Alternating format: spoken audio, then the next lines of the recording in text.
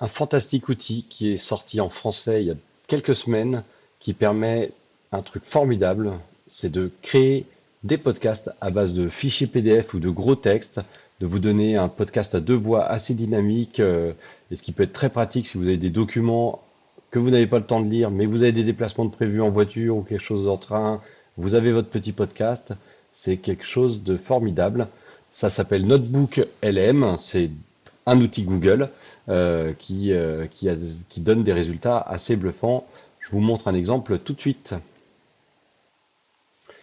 Donc sur Notebook LM, on peut créer des contenus. On choisit d'importer des fichiers et il va nous faire de l'analyse. Moi, je reviens sur celui que j'ai créé à base d'un fichier PDF assez conséquent. Un rapport de l'OCDE sur les enfants et le numérique.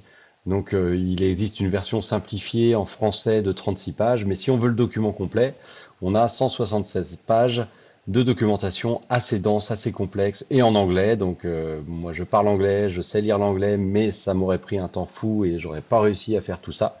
Un peu trop compliqué. Donc c'est là que l'outil prend tout son sens.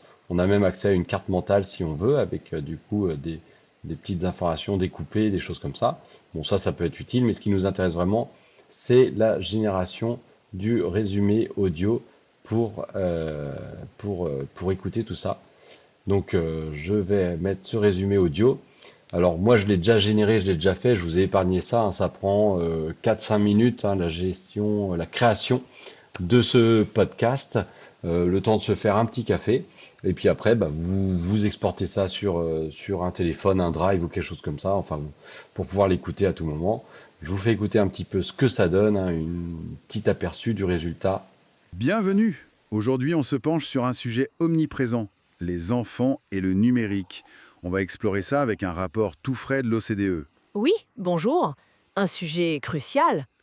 Pour planter le décor, un chiffre. 70% des enfants ont un smartphone vers 10 ans. 10 ans, oui, Et à 15 ans, on passe à 98%. C'est quasiment tout le monde, quoi. c'est ça. Le numérique fait vraiment partie de leur quotidien. L'objectif, c'est de décortiquer un peu ce que dit l'OCDE, trouver l'équilibre entre les opportunités et puis les risques pour les jeunes. Alors, Voilà, donc ça marche en effet très bien. Vous pouvez tester. Quelques petits retours quand même de ma part. Vous avez entre autres ici, on voit en bas, Notebook LM peut se tromper, vérifier ses réponses. Sur la quinzaine de tests que j'ai fait, j'ai pas remarqué d'erreurs de contenu très importantes, hein, pas d'aberrations ont été prononcées. Il y a des fois un déséquilibre, tel sujet va être plus abordé qu'un autre, alors que en termes de texte, c'était la même quantité. Il y a des fois un petit accent québécois qui s'invite dans les voix en français, hein, ce qui n'est pas problématique, ce qui est plutôt amusant. Et puis des petits soucis aussi de prononciation. Par exemple, j'ai entendu un moment le mot chaotique, ce qui est assez amusant, mais bon, rien de freinant par rapport à l'outil.